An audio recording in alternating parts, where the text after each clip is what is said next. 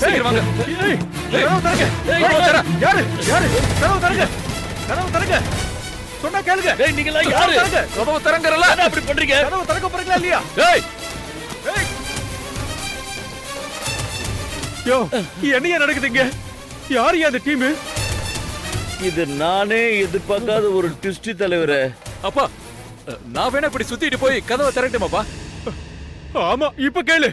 அவங்க உள்ள இருக்கும்போது இதெல்லாம் தோணலையா உனக்கு? சார்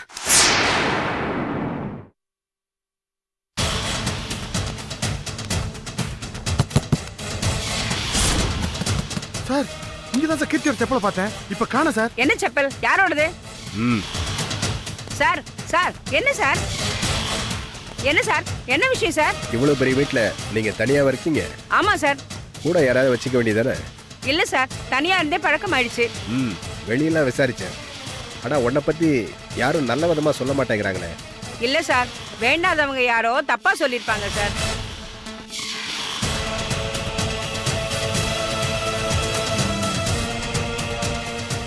உங்ககிட்ட ஏதோ ராங் இருக்கு. கரெக்டா? இல்ல சார், அப்படி இல்ல, எதுவும் இல்ல சார். சார் முதல்ல கீர்த்தி எங்கன்னு விசாரிங்க.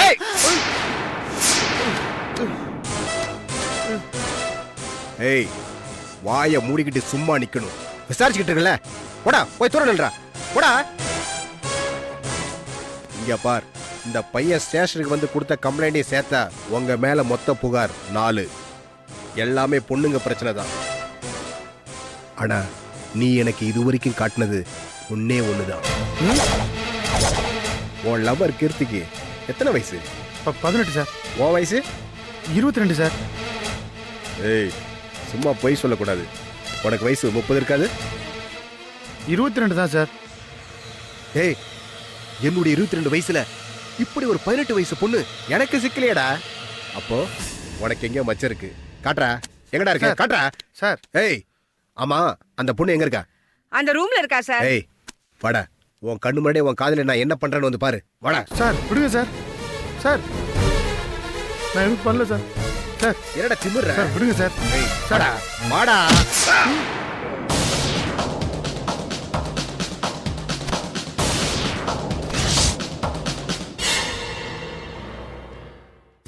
ஏசிபி சார் சொன்ன புரிஞ்சுக்குங்க.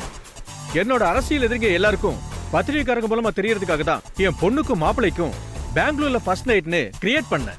ஆனா உண்மையிலேயே ஃபர்ஸ்ட் நைட் பூவரசரோட முட்டுக்காட்டு கெஸ்ட் ஹவுஸ்ல நடக்கட்டும்னு நாங்க பிளான் பண்ணோம். ஆனா இந்த விஷயம் எப்படி லீக் ஆகி என் பொண்ணையும் அவளுக்கு பாடி கார்டை நான் போட்டிருந்த ஆளையும் யாரோ கிட்னாப் பண்ணிட்டாங்க. அது யாருன்னு விசாரிக்கணும். என் எதிரிகள் யார் யாருன்னு நான் இப்ப உங்ககிட்ட லிஸ்ட் கொடுத்துட்டேன். காதும் காது வச்ச மாதிரி விசாரிச்சு என்கிட்ட சொல்லுங்க. நான் திரும்ப உங்களை கூப்பிடுறேன். பொம்பளை ஒருத்தி மதுரக்காரி ஸ்டைல்ல இருந்தா, கூட பாடி பில்டர் மாதிரி ஒருத்தன் சிகப்பா இருந்தான். அப்படி யாரையாவது நீ பாத்திருக்கியா? விசாரி விசாரி.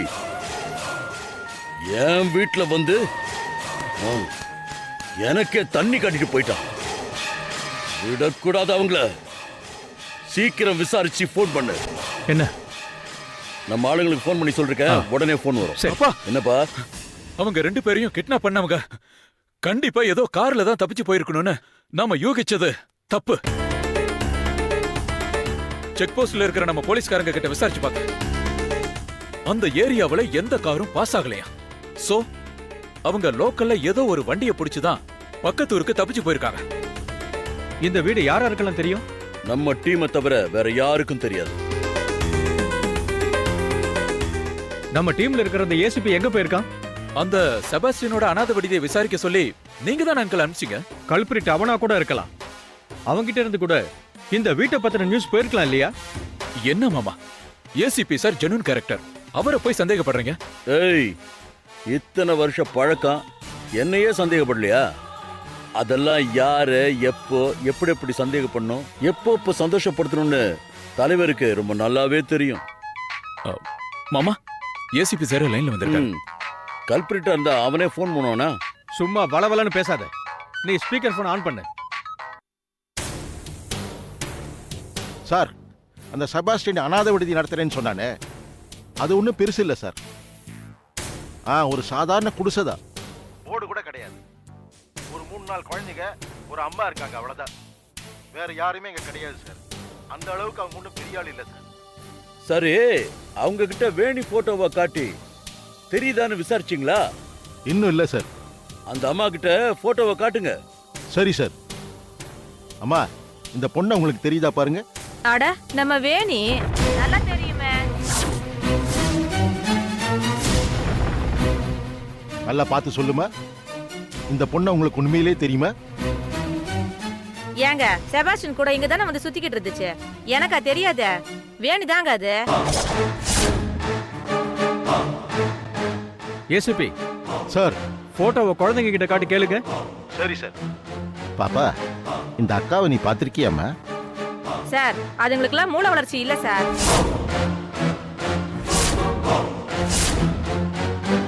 அதுங்களுக்குலாம் தெரியாது சார். நான் தான் சொல்றேன்ல, வேணிதான் சார் அது.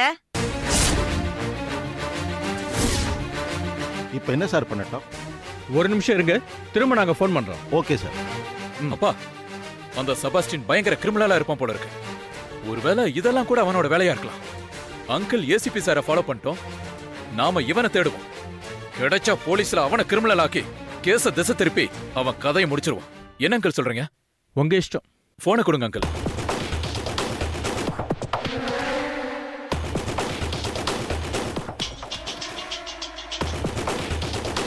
சொல்லுங்க சார். ஏசிபி சார், அந்த அனாதை விடுதிக்கு பக்கத்துல நம்ம ஆளுங்களை அனுப்பி ஒரு டெட் பாடியை புதைக்க சொல்லுங்க. நாளைக்கு நீங்களே செக் பண்ற மாதிரி போய் அந்த பாடி எடுங்க. புரியுதா? நானும் அப்பாவும் ஸ்டேஷனுக்கு வரோம். Okay sir.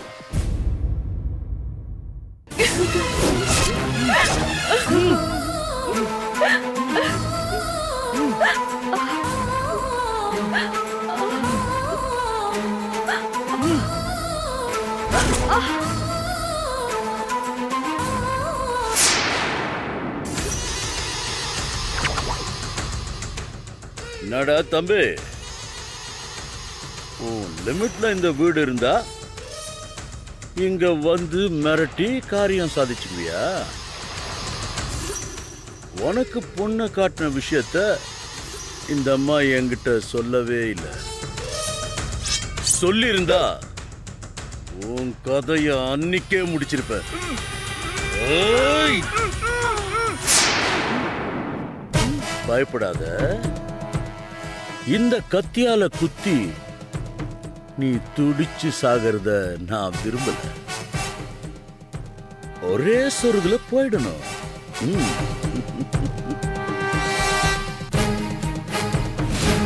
ஏய்!